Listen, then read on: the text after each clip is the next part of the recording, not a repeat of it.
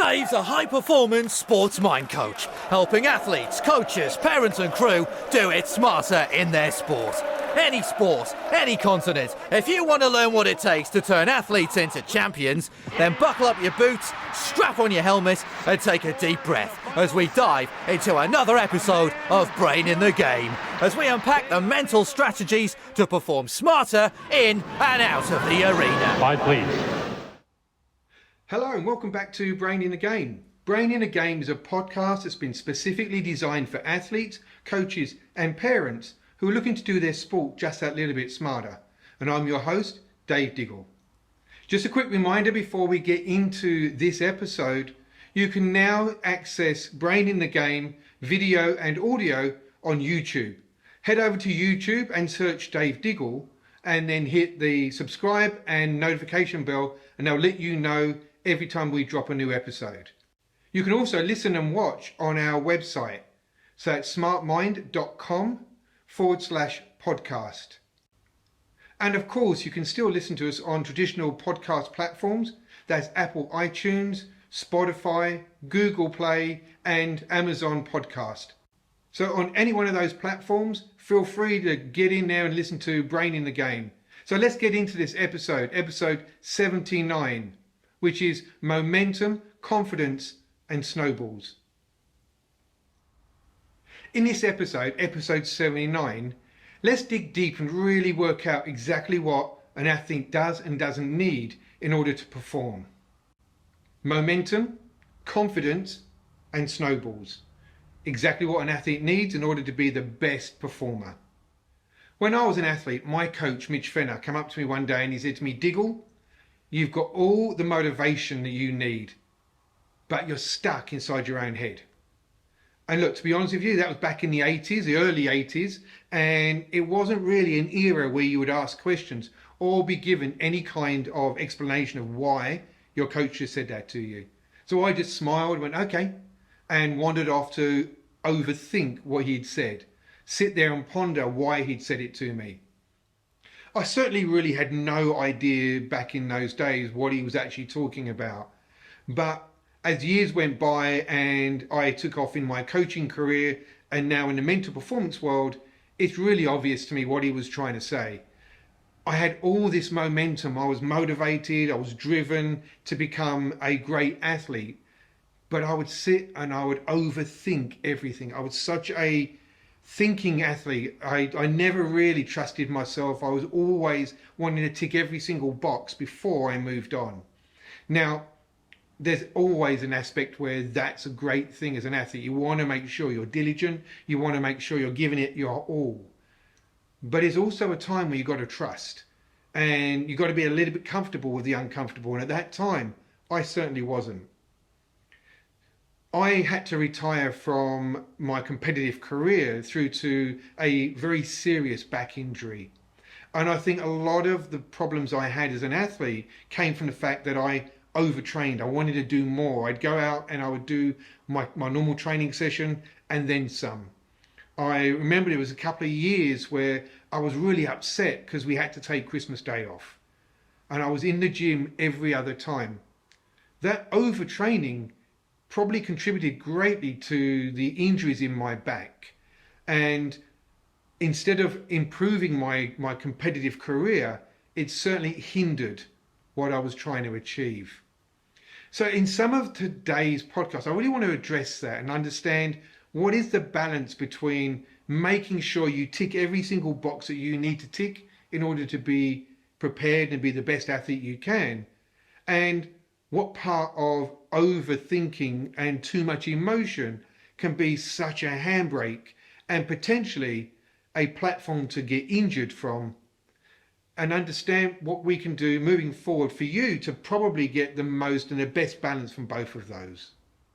So as a young athlete and as an overthinker, I really did try and understand everything. I tried to intellectualize everything that I did. And spoiler alert, doing that doesn't help. Overthinking is like quicksand. The more you struggle with it, the more you try and fight against it, the deeper and deeper it pulls you in. So that mental quicksand that I was going through, I initially thought was just a me thing. I thought I wasn't smart enough, or I wasn't understanding enough, or everybody else got it and I didn't. Was the reality was they were trusting and they were just going ahead with what it was way more freely than I was. I would get caught in my thoughts. I was certainly a perfectionist. I drove for everything to be completely how it needed to be before I felt comfortable to move forward. And with being an overthinker and trying to be a perfectionist, it's not a great combination for momentum, which is the first thing that I want to talk about in this podcast. Momentum, what it is, why we need it. In order to understand momentum, we need to understand motivation. And there's a lot of different styles and formats of motivation. I'm going to focus on two of them, towards and away from motivation. Now, away from motivation, the analogy I use is it's like a rocket. It's huge. It's sitting on the earth. It's waiting to go off into orbit and do all the things that we want it to do. In order for it to do that, it's got to have propulsion that comes out the bottom of that rocket to get it off the ground, to get it moving. Away from motivation is exactly like that. It's emotional, it's powerful, and it's I don't want to lose. I don't want to make a mistake. I don't want this to go wrong. I don't want to not be selected. So that away from something is a huge driver for most people. And it's what you find most athletes focus on the most. With that same analogy of being a rocket, if that rocket takes off because it's got all that propulsion, all that pushing away from the ground, but we don't necessarily have any direction, we just end up in more places that we don't want to be. So we'll get off, we'll move, we'll get here and go, right, I don't want to be here either. I don't want this. I don't want to be not performing. I don't want to be in this team or in this group. I don't want to be in the B-rate team. I want to be in the A-rated team. So then we pulse from there and we get to somewhere else that we probably don't necessarily want to be either. So away from motivation, albeit incredibly powerful, is that emotional drive. It doesn't necessarily have direction. So of course that would be towards motivation, right? If away from motivation is that what I don't want, towards motivation must be what I do want. And if we're going to talk about what we do want, we've got to be really clear, really concise. And how many people do you know stand there and go, I want to be this, I want to be a champion, I want to be the best in the planet, I want to be this, this, and this, and this. So it's very easy for people to focus on what they want, but not go anywhere. We all come across, and in my world as a mental performance coach, these people come through my door like a rotator. Every single week I get someone coming and go, oh, this is what I wanted, I'm not there, why? So having towards motivation gives us clarity, it's more pragmatic, it's more process orientated. Away from motivation is way more emotive and more powerful. So what obviously that rocket needs is both of these. It needs the power to get off the ground and get moving, but the clarity of where it's going to make the most of that. So if I was to ask you, when you are having those dialogues inside your head, you're thinking about your performances, your trajectory, where you're going, what do you focus on most? Do you focus most about the things that you don't want? The emotional, I'm not good enough yet, I've not hit where I need to be yet, this is not working yet? Or do you focus on what you do want predominantly? Overly communicating or thinking about, this is where I should be, this is what I want, this is what it looks like to me, and finding yourself not going anywhere. We've got to have that mix. We've got to have both of these different components of the same vehicle working together. So that's motivation. We want to make sure we know what we don't want, we know what we do want, and we've got that mix of, yep, this really doesn't work for me. I'm going to really work hard towards this. So that pragmatic process. building a strategy. This is where our funnel process and our decision matrix are prime targets for us to focus on in preparation, to utilize the emotion with a process. We get the biggest and best bang for buck. So how does that fit in momentum? And what is momentum? Momentum is motion. And the analogy I use is, if you had a big boulder in front of you and you were trying to push it, that you use so much energy to get that initial inertia, to get it moving, to get that boulder moving just a fraction. Every piece of leverage and energy and power that you have just to get it moving. Once it starts to move, it's a lot easier, isn't it? Because it's got momentum, because it's got motion with it. The energy we need to power that is reduced, so that energy can be used in more sport-orientated, skill-orientated processes. That's why creating momentum is important. Also with momentum, it allows you to overcome some of those challenges, some of those negative thoughts you're having, some of those skill acquisition challenges you're having. Remember I said to you before, I was paralyzed as an athlete from overthinking and looking to be that perfectionist.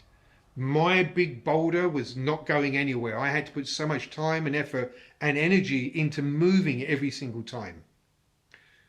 If I had been better at creating momentum, I wouldn't have had to work so hard.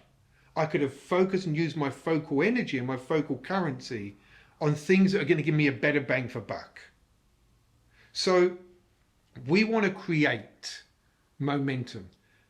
How we create momentum and what momentum gives us. Think of this. Think of like a big snowball on the top of a mountain. You've put all this time and effort and energy into creating this beautiful snowball. It's nice and round. It's got a good shape to it. It's smooth. But it's sitting at the top of this mountain. What we want to do is roll that snowball down the mountain. Because when we roll a snowball, a couple of things happen. As that snowball goes down the mountain, it accumulates more snow. So it grows in mass. So it becomes bigger. And we know bigger things create better momentum. So as that snowball grows, it gets faster and faster. And it grows but more and more, accumulates more and more knowledge, skills, processes, confidence. That's our mental snowball. And the more we're getting momentum, any little things that are in the way will tend to roll over the top and keep moving. So momentum is super important to create. If you look at our funnel process that I take athletes through all the time, it's in a funnel shape for a reason. Now, one of my clients, and I know he won't mind me mentioning his name, Dane Haylett-Petty, a former Wallaby. He took my funnel process, which is traditional triangle shape, and he's gone to me, Diggs, look, I've laid it on its side. He said, because it shows me your snowball analogy much better. And he built that into his weekly preparation funneling. And I've now adopted that. We've got the normal triangle shape, and you've also got the down the mountain looking snowball rolling version, thanks to Dane. So athletes have helped me evolve this for how it best works inside their mind. So we've got this snowball on top of the mountain. How do we get it moving? Now you're going to turn around and say to me, apply pressure, push it. Well, yes. But if you just push and you push really hard in one place, what would happen to that snowball? You'd probably break it. You've got all that energy in one small area and you're pushing as hard as you possibly can. Like that boulder, all that energy, all that force that you're applying is applied in a very small area. And you'll probably break your snowball. That beautiful process that you built gets cracked. It has a fracture. So when it rolls down the hill, it'll probably fall apart. Or what I often see some people trying to do is force that snowball. And they apply downward pressure. That's that, I'm not good enough. It's not working for me. I am not I'm not where I need to be. So that trying to change that shape of that snowball, the round snowball's not working for me. I'm going to have to do something really different.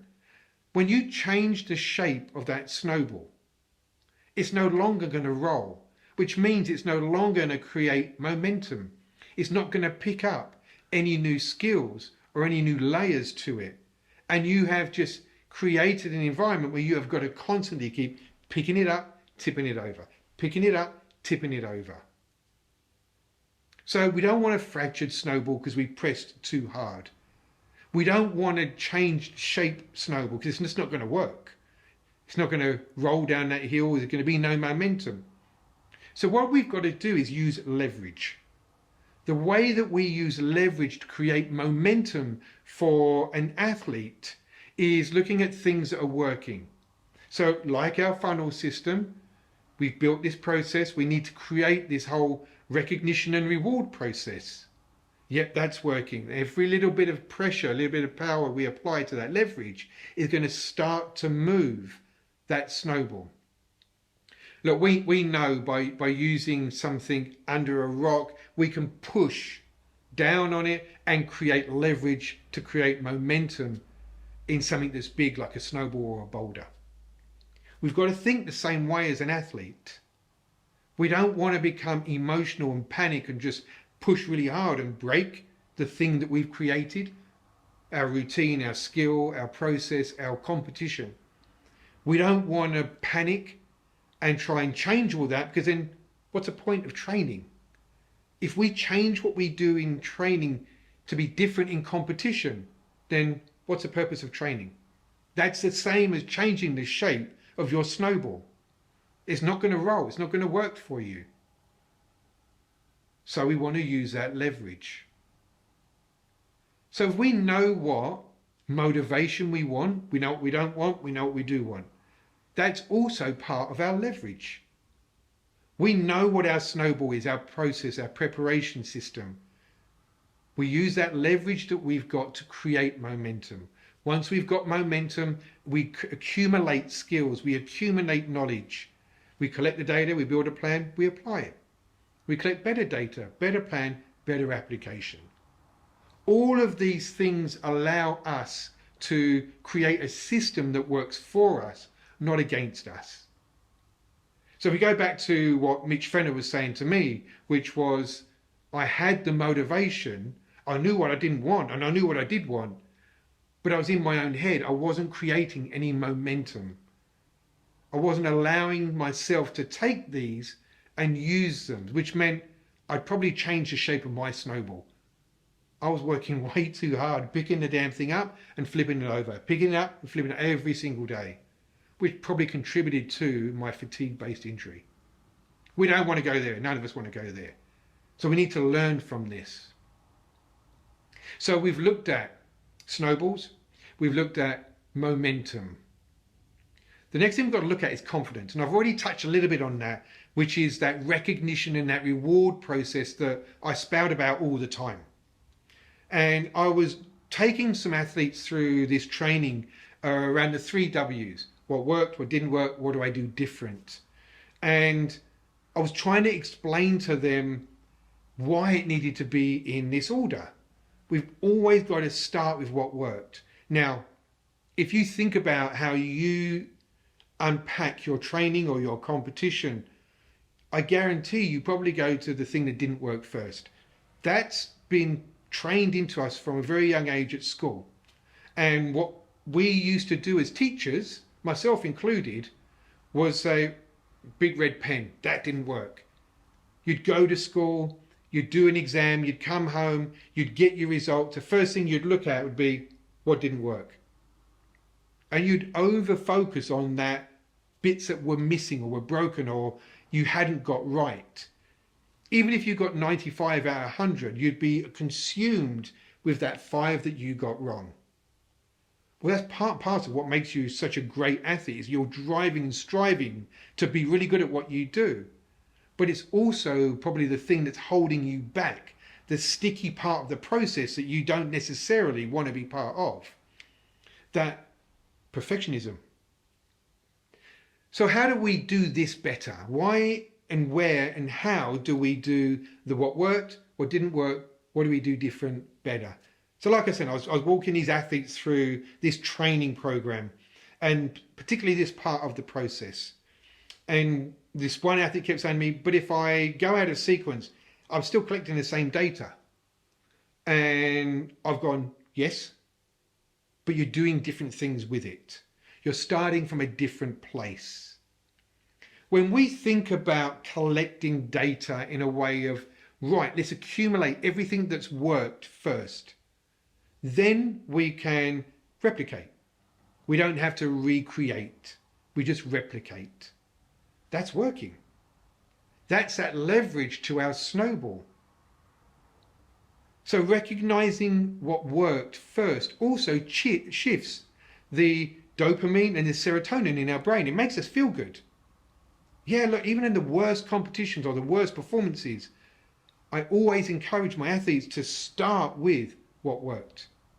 Because if you're looking at something and you're saying, yeah, that worked, that worked, that worked, and that worked, by the time you get to the things that didn't work, you're starting from a higher platform. So the analogy I use when we talk about what worked, what didn't work, what do I need to do different, is the what worked is the raising of the platform. So we're going to start from a way higher position. We're going to recognize all the things that worked. We've now reduced the amount of workload because all we've got to do for these ones is press go again. We know what we need to do. We know we can do it. We've got a history of success. We're building confidence. So then if we think about what didn't work, that's like standing on top of that block we've just raised you up on and saying, right, step off that onto this trampoline. The what didn't work is that trampoline. It absorbs it all. We'd learn from that, and then we'll go, right, what do we need to do different? It'll catapult us in the right direction. So starting from the positive allows us to raise you up. It allows us to create a foundation of a rebound trampoline to learn what didn't work from and then catapult you in the right direction. If we chose to start with what didn't work, then what's happening in our brain is we've got that dopamine but cortisol as well. So we're starting to feel really crappy about what didn't work. And we'll look for a validation of why we feel crappy. Well, that didn't work, and that didn't work, and with that as well. And, you know, I can't do this, and I'm no good at that, and I haven't worked this before. I haven't performed like I wanted to. So we'll accumulate, because that momentum, be it positive or negative, is still momentum. We still accumulate. That snowball's still going to go down that hill. But what are you collecting? Are you collecting the things that are working so we get better at them? Or are you collecting the things that don't work? So we end up feeling rubbish about what we're doing. And that momentum gets out of hand. So positive momentum and negative momentum.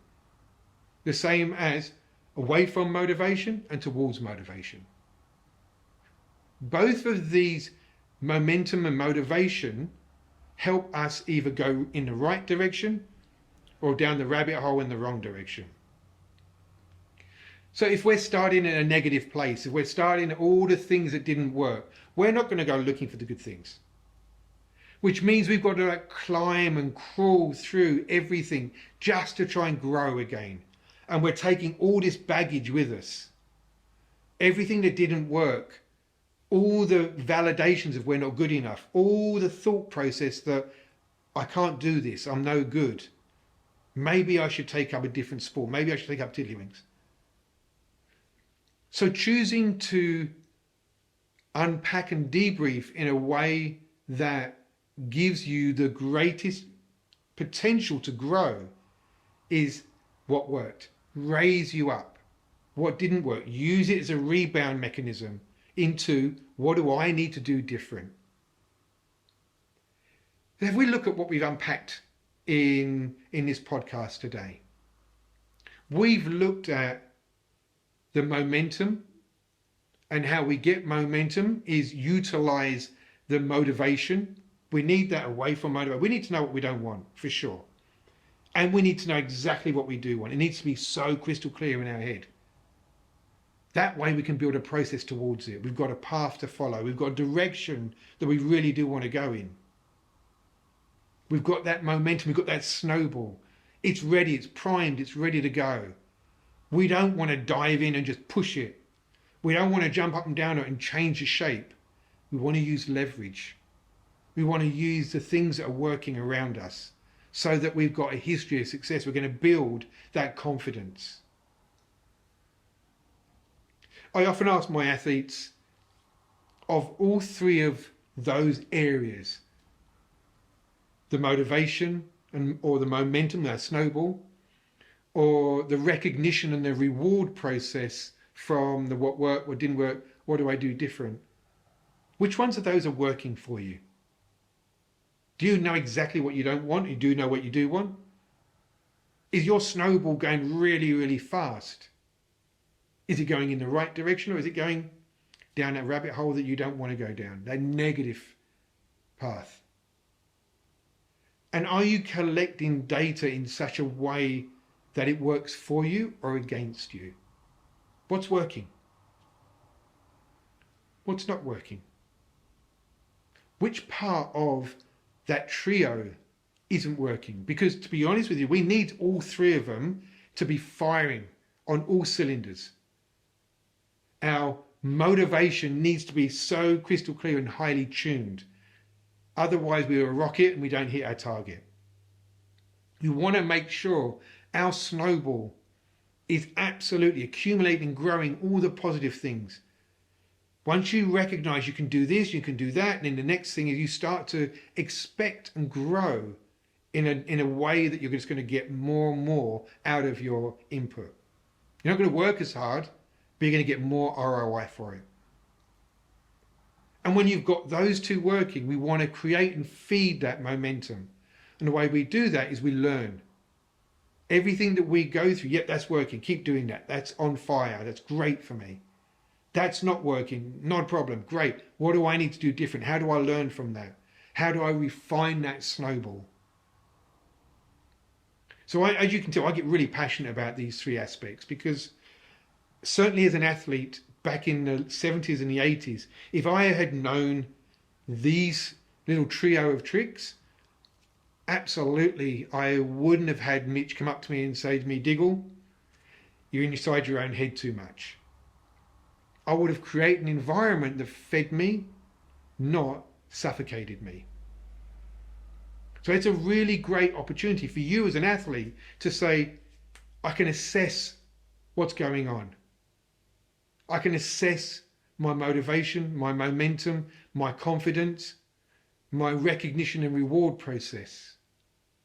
Because each part of these are either going to make or break how hard you work and what you get out of your sport.